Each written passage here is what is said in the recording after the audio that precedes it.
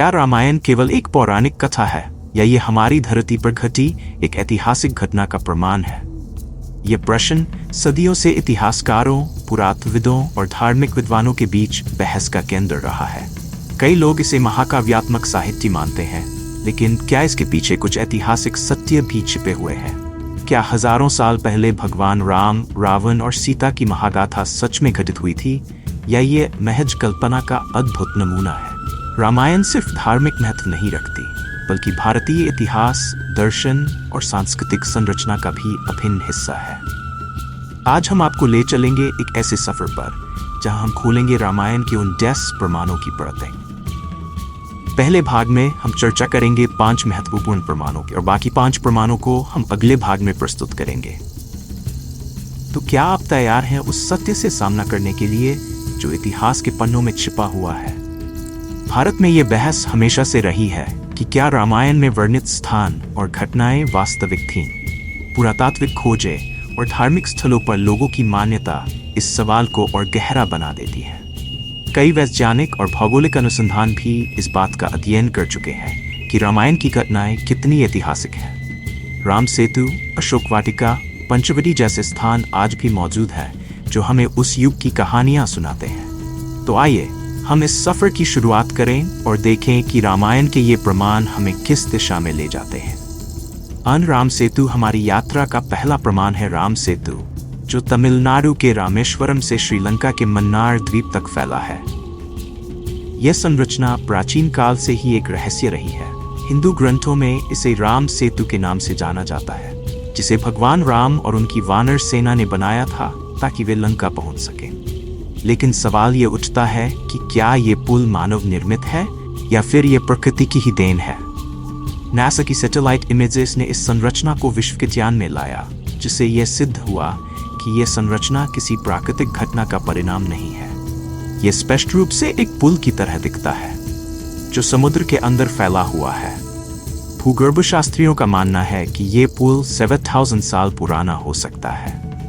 कुछ पत्थरों का विश्लेषण करके ये भी पाया गया कि ये पत्थर उस स्थान के प्राकृतिक चट्टानों से भिन्न है जहां ये पुल स्थित है। हमने इस संरचना का अध्ययन किया है और ये माना जा सकता है कि ये पत्थर बहुत पुराने हैं, लगभग 2500 से 7000 साल के बीच। ये कुछ ऐसा है जिसे मानव निर्मित होने के प्रमाण के रूप में देखा जा सकता है, हालांकि पूरी तरह से इसकी पुष्टि करना अभी बाकी है। भारत के प्राचीन ग्रंथों में इसे नल सेतु भी कहा गया है, क्योंकि इसे वानराज नल द्वारा बनाया गया था। भारतीय पुराणों के अनुसार भगवान राम ने इस पुल का निर्माण वानर सेना की मदद से किया था। ये पौराणिक कथा इस बात की ओर इशारा करती है कि उस समय में कुछ ऐसा अवश्य हुआ था जिसका प्रमाण ये पुल आज भी देता है। हालांकि कुछ लोगों का मानना है कि ये केवल एक प्राकृतिक संरचना है और इसका निर्माण मानवों द्वारा नहीं हुआ था। भारतीय विज्ञान और पर्यावरण मंत्रालय के अनुसार ये पुल एक जलीय संरचना है जिसे एडम्स ब्रिज के नाम से भी जाना जाता है। लेकिन धर्म और विज्ञान के बीच की ये बहस आज भी जारी है। धार्मिक दृष्टिकोण से देखें तो राम सेतु केवल एक पुल नहीं है, यह आस्था और विश्वास का प्रतीक है। हर साल हजारों श्रद्धालु इस पवित्र स्थल की यात्रा करते हैं, जो भगवान राम की लीला का प्रमाण मानते हैं। इसे पवित्र माना जाता है क्योंकि इसे भगवान राम की सेना ने बनाया था। स्थानीय लोगों की मान्यता है कि इस पुल पत्थर आज भी पानी में तैरते हैं और ये एक चमत्कार है। स्थानीय लोक कथाओं में भी इस पुल का विशेष स्थान है। कहा जाता है कि यहाँ के मछुआरे रामायण की कहानियों को पीढ़ी दर पीढ़ी सुनाते आ रहे हैं। कुछ कहते हैं कि उन्हें यहाँ भगवान राम के पवित्र पद चिन्ह भी दिखाई दिए हैं। स्थानीय लोग इस पुल को एक जीवंत प्रमाण मानते हैं कि रामायण केवल एक कथा नहीं, बल्कि एक ऐतिहासिक सत्य है। अशोक वाटिका हमारी दूसरी गंतव्य है। अशोक वाटिका वह स्थान जहां रावण ने सीता माता को अपहरण कर कैद में रखा था। श्रीलंका के नुवारा एलिया में स्थित यह स्थान अपनी प्राकृतिक सुंदरता के लिए भी प्रसिद्ध है। रामायण में वर्णित है कि यह स्थान अशोक के पेड़ों से घिरा हुआ था और यहाँ पर सीता माता ने भगवान राम की प्रतीक्षा करते हुए समय बिताया था। आज भी यहाँ ऐसे कई पेड़ और झरने हैं जिनका संबंध उस युग से बताया जाता है। स्थानीय निवासियों का मानना है कि यह वही जगह है जहां रावण और सीता माता का सामना हुआ था। अशोक वाटिका का उल्लेख केवल धार्मिक ग्रंथों में ही नहीं बल्कि श्रीलंकाई लोक कथाओं में भी मिलता है। इस क्षेत्र को सीता एलिया के नाम से भी जाना जाता है और यहाँ के लोग मानते हैं कि ये वही जगह है जहाँ सीता माता ने रावण के महल से दूर अपने वनवास का समय बिताया था। इतिहासकार और पुरातत्वविद इस स्थान को लेकर बहुत उत्सुक रहे हैं। यहाँ कई पुरातात्विक अवशेष मिले हैं जो इस स्थान को रामायण से जोड़ते हैं। स्थानीय लोगों की मान्यता के अनुसार अशोक वाटिका में स्थित मंदिर, जिसे सीता अम्बा मंदिर कहा जाता है, सीता माता के सम्मान में बनाया गया था। सीता अम्बा मंदिर के आसपास का क्षेत्र अशोक वाटिका की प्राचीन समय का साक्षी माना जाता है। यहाँ आने वाले तीर्थयात्री ये मानते हैं कि इस स्थान पर आज भी भगवान राम और रावण के बीच की लड़ाई की प्रतिध्वनि महसूस की जा सकती है। मंदिर के पुजारी और स्थानीय लोग यहाँ होने वाली चमत्कारी घटनाओं का उल्लेख करते हैं जो सीता माता के आशीर्वाद के रूप में देखे जाते हैं। यहाँ हर साल हजारों श्रद्धालु आते हैं और सीता माता की पूजा करते हैं। लोगों का मानना है कि यहाँ आने से उनके सारे दुख दूर हो जाते हैं। इस जगह की पवित्रता आज भी वैसी ही है जैसी रामायण में वर्णित की गई है। रामायण में वर्णित यह स्थान केवल धार्मिक दृष्टिकोण से महत्वपूर्ण नहीं है बल्कि इसका ऐतिहासिक और पुरातात्विक महत्व भी है। श्रीलंका के पुरातत्वविद इस क्षेत्र में कई ऐसे निशान और वस्त्रों के अवशेष ढूंढ रहे हैं जो इस जगह की प्राचीनता को साबित करते हैं। हालांकि ये कहना मुश्किल है कि यहाँ मिले अवशेष रामायण के समय के हैं, लेकिन कई खोजों ने यह संकेत दिए हैं कि ये क्षेत्र प्राचीन समय से ही एक पवित्र स्थल के रूप में देखा गया है। पुरातत्वविदों ने यहाँ कई पत्थर और धार्मिक वस्तुएं खोजी हैं जो इस जगह की ऐतिहासिक प्रासंगिकता को बढ़ाते हैं। अशोक वाटिका केवल एक बगीचा नहीं है, ये उस युग की गवाह है जब भगवान राम और रावण के बीच संघर्ष हुआ था। यहाँ का वातावरण आज भी उस युग की कहानियों को जीवंत करता है। क्या यह स्थान सीता माता की उपस्थिति का साक्षी रहा है या ये केवल एक धार्मिक स्थल है जहां लोगों की आस्था ने इसे पवित्र बना दिया है? आधुनिक समय में अशोक वाटिका केवल धार्मिक यात्राओं के लिए नहीं बल्कि इतिहास और पुरातत्व के अध्ययन के लिए भी महत्वपूर्ण है। यह स्थान रामायण के युग की एक जीवंत याद दिलाता है। यहाँ आने वाले श्रद्धालु और पर्यटक उस युग की कहानियों को महसूस कर सकते हैं और यही इस स्थान की असली शक्ति है। 3. सीता एलिया। श्रीलंका के एक और महत्वपूर्ण स्थल की बात करें तो यह है सीता एलिया, जिसे सीता की रसोई के नाम से भी जाना जाता है। यहाँ की स्थानीय मान्यताओं के अनुसार यह वह स्थान है जहाँ माता सीता ने अपने अपहरण के दौरान भोजन तैयार किया था। यहाँ स्थित एक विशाल चट्टान पर आज भी ऐसे निशान देखे जा सकते हैं जिन्हें सीता माता के पांवों के निशान कहा जाता है। ये निशान भक्तों के लिए विशेष रूप से महत्वपूर्ण है और हर साल यहाँ हजारों श्रद्धालु आते हैं। ये चट्टान हमारे लिए बहुत पवित्र है। हम मानते हैं कि ये वही स्थान है जहाँ माता सीता ने रावण के बंदीगृह से बाहर आने के बाद भोजन बनाया था। इस स्थान की धार्मिक महत्ता हमारे पूर्वजों से हम तक पहुंची है। ये क्षेत्र श्रीलंका के धार्मिक और सांस्कृतिक धरोहर का एक महत्वपूर्ण हिस्सा है। यहाँ के लोग रामायण की कहानियों को अपनी सांस्कृतिक पहचान का एक अभिन्न हिस्सा मानते हैं। सीता एलिया की ये चट्टान केवल धार्मिक आस्था का केंद्र नहीं है बल्कि यहाँ की लोक कथाओं और परंपराओं में गहराई से जुड़ी हुई है। यह स्थान न केवल रामायण के समय की याद दिलाता है बल्कि यहाँ की सांस्कृतिक विरासत को भी जीवंत करता है।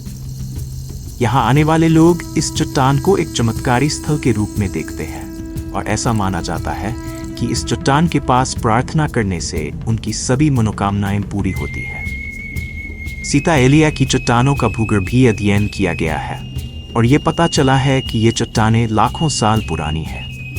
हालांकि इन चट्टानों पर बने निशानों को लेकर कोई वैज्ञानिक पुष्टि नहीं है कि ये मानव निर्मित है या प्राकृतिक, लेकिन यहाँ की धार्मिक मान्यताओं के अनुसार ये पांवों के निशान माने जाते हैं। यहाँ की लोक कथाओं में सीता की रसोई को लेकर कई कहानियां प्रचलित हैं। कहा जाता है कि जब माता सीता को रावण ने अशोक वाटिका से बाहर लाने की अनुमति दी तो उन्होंने यहाँ कुछ समय बिताया और यहाँ भोजन तैयार किया। इस कारण इस स्थान को आज भी सीता की रसोई कहा जाता है। भारतीय संस्कृति में भोजन और उसके तैयार करने की प्रक्रिया का विशेष महत्व है। ये केवल शारीरिक आवश्यकता नहीं है बल्कि धार्मिक अनुष्ठानों और पवित्र कर्मों का एक हिस्सा है। सीता की रसोई का महत्व इस बात में है कि यहाँ सीता माता ने अपने कठिन समय के दौरान भी भोजन बनाया और अपनी शक्ति और धैर्य का प्रदर्शन किया। सीता माता को हिंदू धर्म में एक आदर्श नारी के रूप में देखा जाता है और उनकी शक्ति, समर्पण और कर्तव्यनिष्ठा को इस रसोई के माध्यम से भी महसूस किया जा सकता है। जब भी हम इस स्थान का दौरा करते हैं तो हमें उनके जीवन के कठिन संघर्ष की याद आती है। आज सीता एलिया यानी सीता की रसोई केवल धार्मिक श्रद्धा का स्थान नहीं है, बल्कि ये उन संघर्षों की कहानी भी कहती है जो सीता माता ने अपने जीवन में झेले थे। ये स्थान हमें यह सिखाता है कि धैर्य, साहस और संकल्प के साथ जीवन की कठिनाइयों का सामना कैसे किया जा सकता है।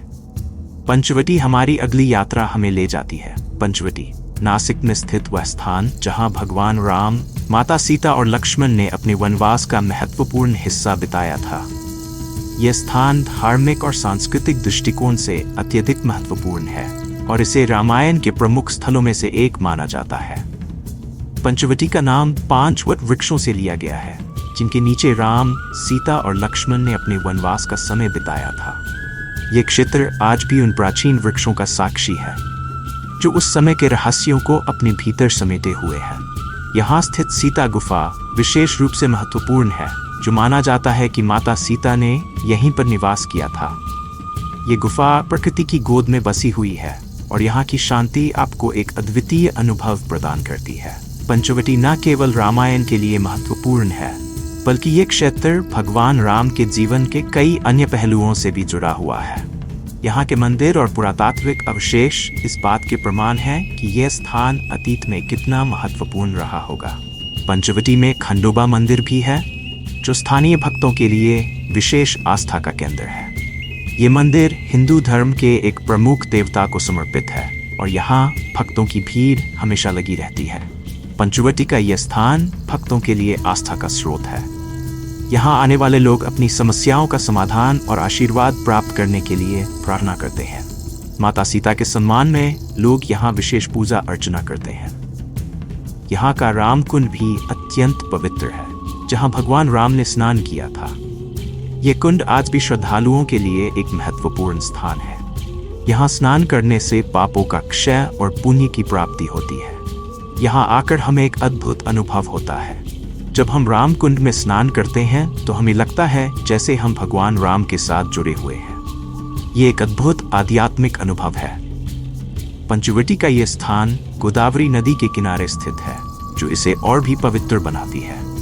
गोदावरी नदी को हिंदू धर्म में मां का दर्जा प्राप्त है और यहाँ स्नान करना अत्यंत शुभ माना जाता है। भगवान राम, माता सीता और लक्ष्मण ने जब वनवास की यात्रा शुरू की, तब पंचवटी वह जगह थी जहाँ उन्होंने शांति और एकांत का अनुभव किया।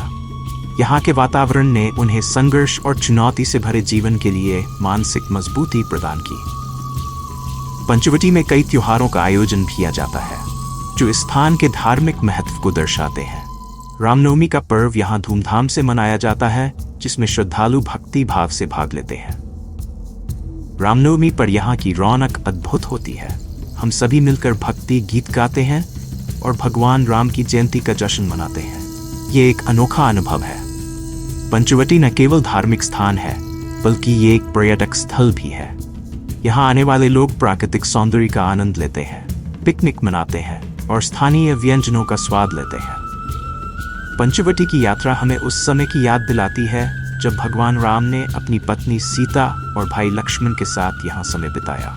ये स्थल आज भी श्रद्धालुओं और पर्यटकों के लिए एक अद्भुत अनुभव प्रदान करता है और हर कोई यहाँ आकर आत्मिक शांति का अनुभव करता है। पंचवटी का ये अनुभव हमें ये सिखाता है कि चाहे समय कितना भी बदल जाए, धर्म, प्रेम और भक्ति के मूल तत्व कभी नहीं बदलते। ये स्थान हमें याद दिलाता है कि सच्ची भक्ति और प्रेम के साथ हर कठिनाई का सामना किया जा सकता है। संजीवनी पर्वत। अब हम चलते हैं संजीवनी पर्वत की ओर, एक ऐसा स्थल जो भगवान रामायण की एक प्रमुख घटना से जुड़ा है।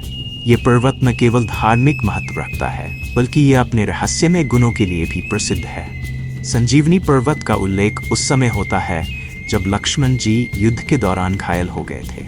संजीवनी पर्वत को मान्यता प्राप्त है कि ये एक विशेष प्रकार की औषधीय जड़ी बूटी संजीवनी बूटी को अपने में समेटे हुए है। हनुमान जी ने इसी पर्वत से संजीवनी बूटी लाकर लक्ष्मण जी की जान बचाई थी।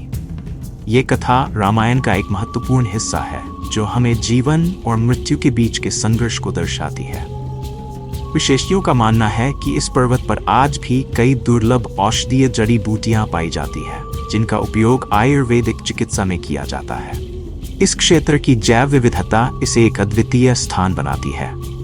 संजीवनी बूटी का महत्व सिर्फ रामायण तक सीमित नहीं है, बल्कि भारतीय चिकित्सा पद्धतियों में भी गहराई से जुड़ी हुई है।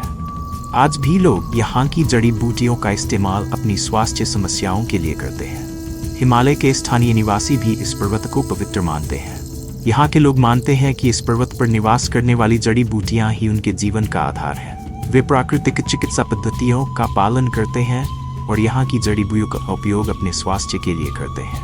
रामायण के अनुसार जब लक्ष्मण जी को मेघनाद ने घायल किया तो हनुमान जी ने संजीवनी पर्वत से जड़ी बूटी लाने की जिम्मेदारी ली। ये घटना न केवल हनुमान जी की शक्ति को दर्शाती है, बल्कि ये भी दिखाती है कि मित्रता और प्रेम किसी भी कठिनाई का सामना कर सकते हैं। कहानी के अनुसार हनुमान जी ने पर्वत की संपूर्णता को उठाया और लंका की ओर उड़ान भरी। लेकिन जब वह संजीवनी बूटी के लिए दौड़ रहे थे तो उन्हें यह समझ में आया कि उन्हें पर्वत की संपूर्णता लानी होगी, क्योंकि उन्हें नहीं पता था कि कौन सी जड़ी बूटी लक्ष्मण जी के लिए आवश्यक थी। संजीवनी बूटी को जीवनदायिनी माना जाता है।